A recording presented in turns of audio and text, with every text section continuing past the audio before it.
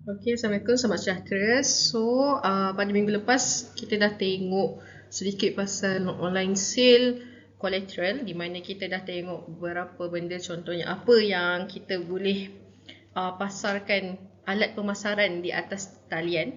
Bukan sahaja untuk pemasaran, tapi kita dah tengok juga untuk sale. Dan dalam masa yang sama kita dah belajar juga traditional marketing collateral, traditional sale collateral, dan kita dah juga tengok online sale collateral punya definisi dan sebagainya. Jadinya untuk hari ini kita akan belajar mengenai aktiviti jualan atas talian. Ini adalah kertas penerangan yang ketiga daripada yang keempat. Jadinya untuk kali ini kita akan tengok macam mana satu website ataupun kita akan tengok macam mana satu platform e-commerce dia melakukan kerja dia lah. Contohnya macam Shopee, macam website pembelian, IKEA dan sebagainya. Pada hari ini kita akan belajar lebih kurang 6 kandungan dalam kita punya pembelajaran hari ini. Yang pertama, kita ada mengenal pasti aktiviti jualan atas talian, kaedah periklanan produk atas talian, prosedur pengesahan pesanan jualan atas talian, jenis pembayaran atas talian, penyelarasan penghantaran produk kepada pelanggan, dan akhir sekali macam mana kita nak kendalikan aduan pelanggan. Ini adalah perkara normal ataupun perkara biasa bila awak semua dah ada e-commerce ataupun dah ada platform e-commerce, dah ada website sendiri untuk run, untuk jual atas talian. Benda-benda ni kita akan go through satu-satu lah.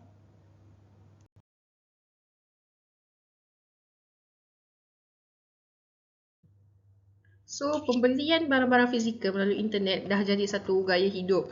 Dulu orang tak pernah membeli ikan, ayam dekat internet, tapi sekarang ni pembelian benda-benda ikan, ayam, gula dan sebagainya dah biasa dah. Dengan kewujudan internet, dengan kewujudan term seperti COD dan sebagainya.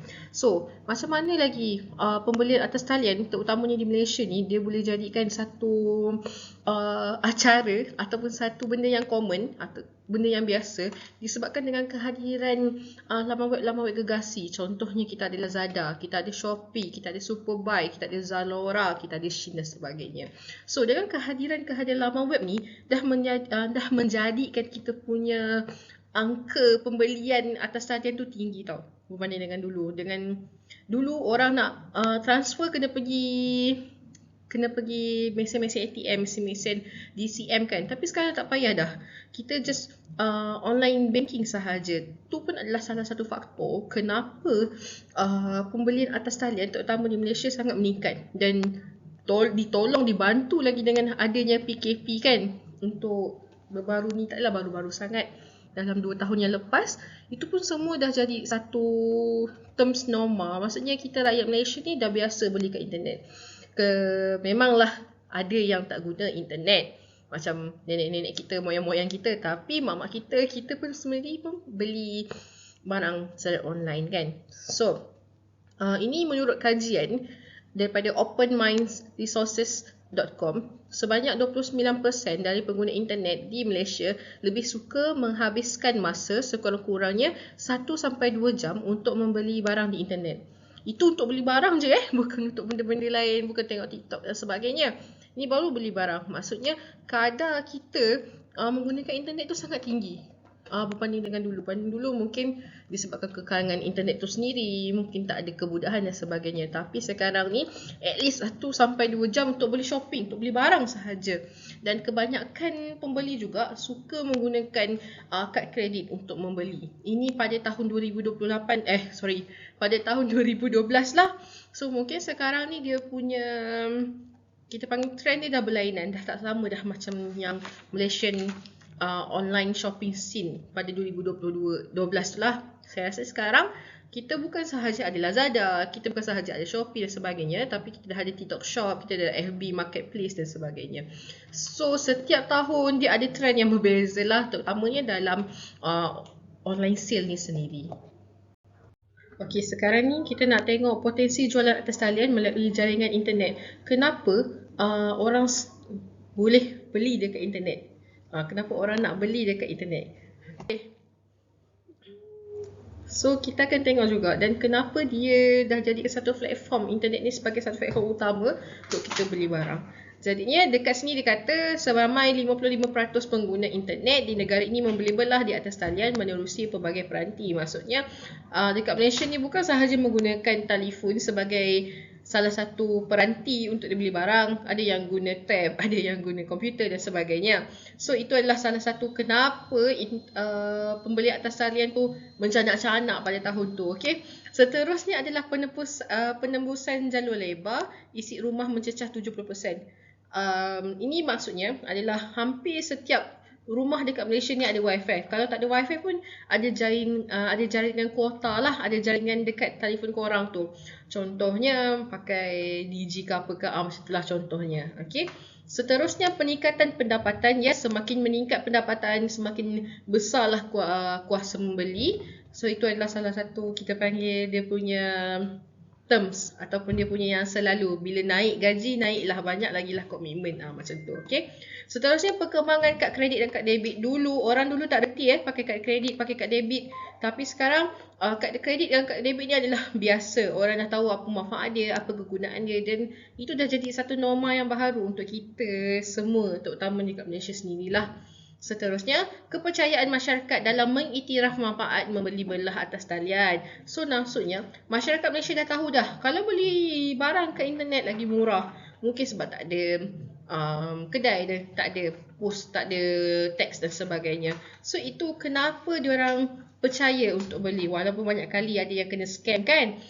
Itu kena scam sekali, yang lain-lain tak kena kan. So, ramai yang percaya terhadap internet ni. That's why lah kalau korang tengok kebanyakan syarikat kecil, dia menggunakan platform internet, terutamanya e-commerce, untuk menjual barang mereka. Jadi sekarang ni kita nak tengok pula kaedah periklanan produk atas talian. Macam minggu lepas kita dah tengok alat ataupun marketing collateral, sale collateral yang kita boleh guna dekat internet ataupun dekat secara tradisional. Sekarang ni kita tengok kaedah pula. So antara kaedah yang diberitahu, kita ada 7, iaitu yang pertama iaitu website ataupun blog. Kita jual, kita promosi produk kita tu melalui website kita sendiri, blog kita sendiri. Apa beza website dengan blog? Okey, website dia lagi besar, dia lagi banyak carian, dan dia boleh terima banyak trafik, dan dia lebih kepada untuk menjual ataupun menceritakan satu benda lah, dan lebih moden. Berbanding dengan blog, yes, kita boleh menjual, tapi kita tak boleh dapat pelanggan on the spot. Bermaksud dia tak ada tekan buy now, dia tak ada isi borang apa semualah. Dia lebih kepada awak tengok review sahaja, dia lebih pada penceritaan. Tapi penting juga blog ni sebabnya dia adalah salah satu platform untuk kita punya kita panggil untuk pelanggan, untuk prospek kita cari pasal kita. That's why penting jugalah sebenarnya blog-blog ni. Selalunya untuk blog, orang lebih suka guna untuk review berbanding dengan website, sebab website ni dia agak complicated berbanding dengan blog. Blog sangat senang. Okay. Next, kita ada promosi menggunakan laman sosial, Facebook, Instagram dan Twitter. Ini dulu, sekarang ni kita dah ada TikTok lah, kita dah ada X, kita dah ada Thread dan sebagainya. Itu semua adalah salah satu platform yang kita boleh guna untuk promosikan produk kita. Saya rasa zaman-zaman awak lagi advance lah dengan kehadiran TikToknya, dengan sponsor di TikTok dan sebagainya. Itu pun adalah salah satu cara promosi yang terbaik untuk masa sekarang. Okay. Seterusnya, kita ada promosi perniagaan berbayar dengan FB Ads, AdWords dan sebagainya. Ini adalah zaman-zaman saya. Saya rasa zaman korang lebih kepada TikTok, saya rasa. TikTok, apa lagi? X. Mungkin review daripada orang kan, video-video review, dan kita perasan sekarang penggunaan TikTok sangat tinggi. That's why kalau korang perasan banyak peniaga dia dah berlari kepada TikTok disebabkan oleh peralihan penggunanya sendiri. Kalau kita tengok dekat Malaysia, Twitter lebih kepada orang yang kita kata 20 sampai 30 tahun macam tu. FB lebih kepada mak-mak, ayah-ayah kita, dan untuk TikTok pula golongan kita lah, golongan generasi Z ni semua. Okay, so that's why kebanyakan dia dah tahu mana orang yang ramai. Contohnya macam TikTok tadi, peniaga-peniaga ni dia akan beralih pada TikTok lah supaya lagi besar pasaran pelanggan dia kat situ. Okey, seterusnya kita ada promosikan produk melalui YouTube. Ni biasa macam korang tengok sebelum nak buka video yang korang nak tu, keluarlah pop-up video-video, tu pun salah satu. Seterusnya pemasaran atau promosi melalui forum website, pemasaran online melalui telefon, mobile dan email. Ini contohnya seperti Foodpanda. Foodpanda kan, sebelum korang sehari tu mesti ada mesej, mesti ada email daripada mereka yang mengatakan itulah makan sekarang dan sebagainya. Dan akhir sekali, kita ada promosi perniagaan melalui periklanan percuma. Ini boleh dijalankan, tapi kadar pengesanan tu tak tinggi. Contohnya macam korang pergi buat iklan biasa, copywriting apa semua, pergi post dekat dalam satu FB, group FB, korang pergi post dekat Instagram ataupun korang punya TikTok private. Dia ada orang tengok, tapi dia tak sebanyak yang korang beli. Sebab bila korang buat promosi berbayar, dia punya range tu bukan sekadar orang sekeliling korang lah. Dia akan pergi lebih lagi dan orang yang korang tak kenal pun akan nampak iklan tu. That's why sebenarnya untuk promosi ni dia tak ada betul dan salah. Dia lebih kepada try and error. So kena try lah. Kalau sekiranya kita tahu periklanan secara percuma ni tak membantu, so kita kena pergi yang berbayar. Dan dengan berbayar tu mungkin akan dapat customer daripada situ. Okey, seterusnya kita akan tengok kepada prosedur pengesahan pesanan jualan atas talian. So macam mana korang beli barang, itu adalah apa yang kita akan tengoklah pada 3.3 ini. So langkah pengesahan pesanan, nombor yang kita terima tu, yang lepas kita beli tu, itu bukan nombor tracking tau. Itu sebenarnya adalah nombor pesanan. Maksudnya barang awak, nombor pesanan yang awak dah buat, pesanan yang awak buat tu, nombor yang awak pegang tu, itu adalah nombor barang sahaja, bukan nombor JNT ataupun apa sekali lah. Untuk masa tu barang awak tak dipost lagi, itu baru sampai dekat seller. Seller baru terima dan baru nak proseskan barang awak. So lepas awak punya pesanan tu dah diterima, dah dihantar ke seller, seller akan hantar satu email. Seller ataupun laman e-commerce contohnya Shopee, dia akan hantarkan satu email yang mengandungi nombor pesanan anda yang tadi, yang mula-mula tadi tu. Nak tengok sama tak dengan awak punya nombor pesanan yang sepatutnya. Seterusnya jumlah bayaran. Lepas tu kita ada jumlah barangan yang dipesan, alamat bil dan penghantaran, link ke polisi pemulangan kami. Ini biasalah dekat mana-mana pun dia punya kaedah still sama lagi.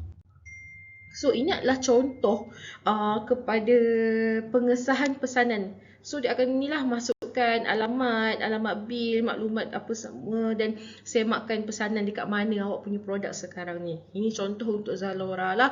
Kalau untuk Shopee kita boleh check dekat yang gambar logo penghantaran tu kan.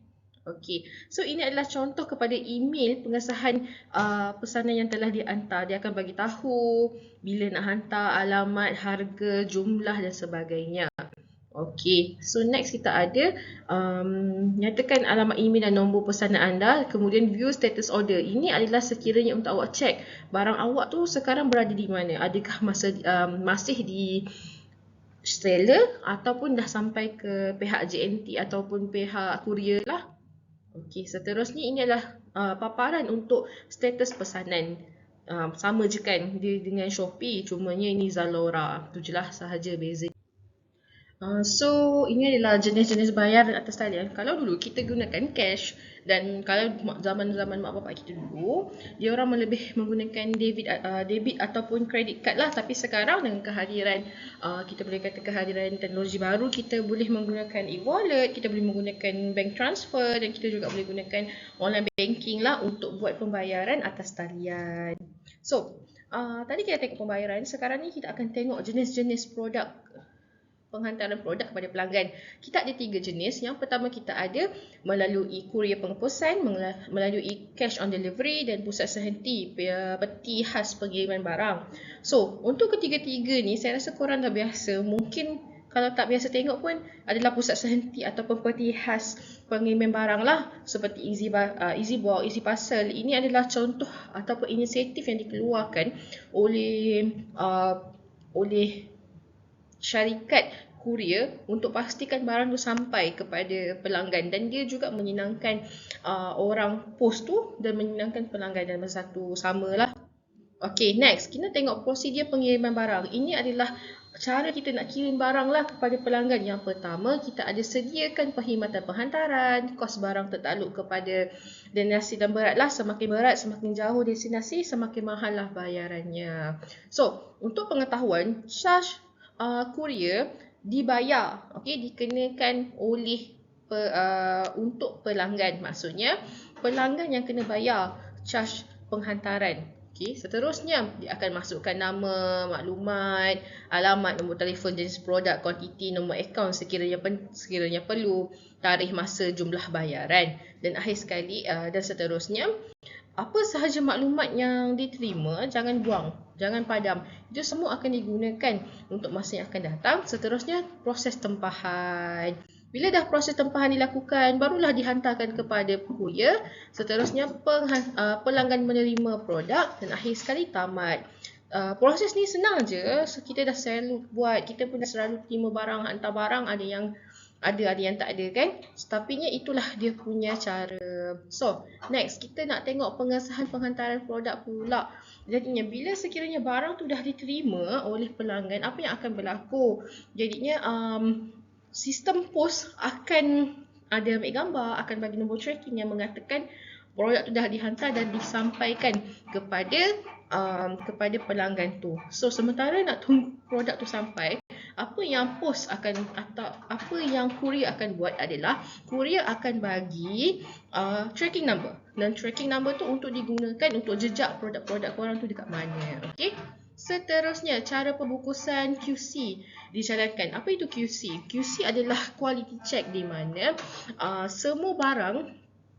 semua barang yang kita nak hantar, dia akan melalui satu proses, iaitu proses pembalutan. Dalam proses pembalutan tu ataupun proses pembungkusan tu, kita kena pastikan semua barang kita, terutamanya barang yang kaca, mudah pecah, plastik ataupun sebagainya, dibungkus dengan baik menggunakan bubble wrap, menggunakan surat khabar ataupun sebagainya. Dan seterusnya, pihak syarikat pula perlulah menggunakan beg plastik ataupun kotak yang sesuai. Kalau dia gunakan pos laju, dia gunalah beg plastik warna putih, warna hitam daripada pos laju. Kalau dia gunakan JNT yang warna merah dan sebagainya. Itu adalah cara-cara pembungkusan yang dijalankan oleh perniagaan. Okey. So, tempoh penerimaan barang. Selalunya, tempoh penerimaan barang ni kita akan terima dalam 3 atau 7 hari bekerja. Kalau dekat dalam negara, 3 hingga 7 hari bekerja lah. Tapi sekiranya barang tu daripada luar negara, kemungkinan besar mengambil masa dalam 2 minggu. Contohnya kalau barang daripada China kan, auto dia akan jadi 2 minggu. Dan sekiranya awak tak terima barang dalam masa 3 atau 7 hari tu, apa yang awak boleh buat adalah awak perlu WhatsApp ataupun awak perlu telefon balik syarikat yang awak beli barang tu untuk bagi tahu dia yang barang awak tak sampai, dan dalam masa yang sama awak kenalah mesej semula maklumat awak seperti nama penuh, alamat, nombor telefon, jenis produk, nombor kuantiti dan nombor pesanan sekiranya ada. Dan pihak syarikat akan hubungi pihak penghantaran dan buat semakan. Barang ni dah kat mana sekarang ni? Kenapa saya punya pelanggan tak terima lagi? Okey. Next, sekiranya kita dah terima barang, tiba-tiba tok barang yang kita terima tu rosak. Apa nak kena buat? Okey, apa nak kena buat adalah kita boleh return balik barang kita dekat syarikat. Tapi kalau makanan pula, kalau produk tu makanan macam mana? So sekiranya produk itu makanan, dia tertakluk kepada polisi syarikat. Ada syarikat dia boleh return, ada syarikat dia akan ganti balik. So, semua barang yang telah dijual sebenarnya tak boleh kembalikan kecuali berlaku kecuaian daripada pihak syarikat sendiri. So, same goes dengan makanan yang basi tadilah. Mungkin disebabkan kecuaian penghantaran pos lambat ataupun sebagainya. Itu semua dah dikira sebagai kecuaian daripada pihak syarikat lah. Dan pihak syarikat hanya terima barang return ataupun pemulangan barang yang disebabkan oleh, yang pertama, kesilapan staf sendiri. Seterusnya, barang yang diterima dah luput tarikh. Dan akhir sekali, barang-barang yang diterima tidak mengikuti piawaian seperti warna, tekstur dan rasa. Bila kita tak kena bila kita terima barang yang bukan kita minta, kita boleh return. Adalah dia punya proses bergantung kepada perniagaan itu sendiri. Okey, seterusnya kita akan pergi kepada 3.6 tadi. Kita dah tengok proses penghantaran, proses membeli barang, proses kita nak sahkan produk kita, kita dah tengok juga polisi pemulangan barang, kita dah tengok JNT pula, kaedah kurier, kita dah tengok kaedah penghantaran, kaedah pembayaran dan segalanya lah. Sekarang ni kita akan tengok pula macam mana as a peniaga, as a seller, online seller, awak nak kendalikan aduan pelanggan. So, yang pertama kita kena kenal pasti dulu apa itu aduan. So, mengikut apa yang ditulis, aduan merupakan ketidakpuasan hati terhadap perkhidmatan yang diberikan atau maklum balas untuk penambahbaikan dalam konteks pengurusan. Kemungkinan besar dia mostly lah kalau kita jual barang online ni selalunya masalahnya adalah penghantaran, produk yang diterima tak sama. Itu semua adalah aduan-aduan. Macam mana pula dengan maklum balas? Okey, maklum balas pelanggan ataupun maklum balas adalah maklumat yang diperolehi daripada pelanggan berkenaan yang diberikan. Contohnya dia kata kek sedap, itu adalah maklum balas. Aduan tadi adalah sekiranya ada ketidakpuasan hati. Maklum balas ni adalah feedback dalam bahasa yang kita selalu gunalah. Untuk pertanyaan pula, pertanyaan adalah permintaan keterangan tentang sesuatu. Contohnya macam mana nak guna, berapa hari, kalau dah beli barang berapa hari dia akan delivery dan sebagainya. Okay, so jangan confuse tiga benda ni. So daripada mana kita nak dapatkan pertanyaan, daripada mana kita nak dapatkan aduan, dan daripada mana kita nak dapatkan maklum balas? Mostly aduan akan hantar daripada online, borang aduan, surat aduan, aduan lisan. Kalau daripada yang lain pula, maklum balas lebih kepada kajian selidik. Kalau pertanyaan ataupun question ataupun soalan akan diterima semasa temu bual. Ini adalah biasalah untuk kita dapatkan cara-cara aduan, temu bual, maklum balas dan pertanyaan tadi. Okey, so kita akan pergi tengok kepada proses pengurusan aduan. So apa benda perkara pertama yang awak kena buat dan apa perkara yang last kali bila awak nak selesaikan aduan. So yang pertama, bila awak dah terima aduan daripada online, daripada borang aduan, daripada surat aduan, awak perlulah rekodkan aduan ke dalam fail aduan. Seterusnya, maklumkan kepada pelanggan status aduan yang diterima dan yang akan diproses lah.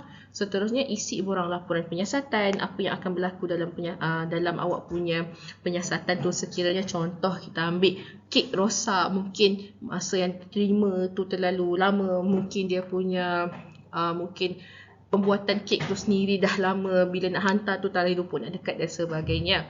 So next, lakukan siasatan, laksanakan tindakan pembetulan. Kena pasti kenapa wujudnya aduan tu, kena pasti punca sebenar permasalahan tu. Bila dah settle semua tu, kita kena maklumkan hasil siasatan, tindakan kepada pelanggan. That's why kalau korang pergi macam pusat aduan IKEA, dia akan bagi tahu apa proses yang dia sedang lakukan. Okay? Seterusnya, pastikan tindakan pembetulan dan pencegahan dilakukan oleh pegawai yang terlibat. Orang yang terlibat sahajalah. Sekiranya dia beli barang elektronik, berjumpalah dengan technician dan sebagainya. So, seterusnya, 8. Failkan dokumen laporan ke dalam fail aduan dan akhir sekali buat analisa secara berkala dan laporkan kepada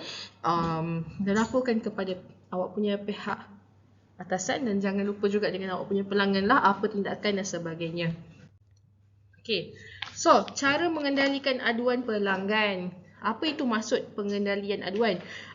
Maksud pengendalian aduan adalah di mana kita berurusan dengan pelanggan yang tidak berpuas hati, selalunya bersikap mengikut emosi. Mereka bukan robot dan tingkah laku mereka pun tak boleh jaga macam kita lah. Ada kala kita sedih, ada kala kita gembira dan sebagainya.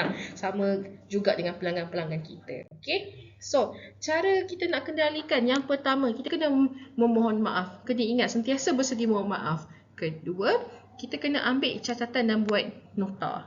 Tunjukkan yang kita ni concern terhadap masalah dia. Tak adalah kita dengar buta-buta macam tu. Okay? Seterusnya, tindakan susulan apa yang akan dilakukan setelah kita dengar masalah dia tadi. Seterusnya, sediakan pemulihan atau pembetulan. Bila adanya pemulihan dan pembetulan ni, kita nak buat kena rasa, pelanggan kita rasa macam boleh selesai masalah ni, tak adalah dia nak kena pergi cari benda-benda lain. Okey. Seterusnya, jaga air muka pelanggan. Kita janganlah marah dia balik, cik yang tak erti guna dan sebagainya. So itu sebenarnya tak bagus. So kalau boleh, kita jagalah air muka dia. So barulah dia akan hormat kita punya perniagaan. Okey. Seterusnya, komunikasi. sebaiknya kita berhubung sendirilah dengan pelanggan tu, update dia hari-hari apa yang berlaku kepada dia punya aduan dan sebagainya. So, seterusnya memberi aduan, tawarkan maklumat yang boleh membantu pelanggan. Apa yang sedang berlaku dalam dia punya proses aduan tu. Okey, seterusnya sikap membantu, bantu pelanggan untuk kenal pasti isu-isu utama. Oh, sebenarnya projek punya blender ni ada masalah, wood tak cukup ke apa ke. So kita sentiasa bantu dia. Seterus empati. Empati ni maksudnya adalah kita faham perasaan dia. Contohnya seperti kita letakkan diri kita sebagai pelanggan, sekiranya barang kita rosak, kita pun mesti rasa macam ni. Kita rasa biasa je kan. Seterusnya, perasaan hormat. Pastikan menggunakan perkataan yang sesuai. Sekiranya dia belum berkahwin, perempuan panggil cik. Kalau lelaki panggil encik. So, itu sahaja untuk kali ni. So, saya harap membantu sedikit dalam awak punya cara-cara pembelian online lah akan datang. So, nanti boleh cek kertas tugasan dan boleh tengok juga baca balik awak punya kertas penerangan. Okey, itu sahaja. Thank you.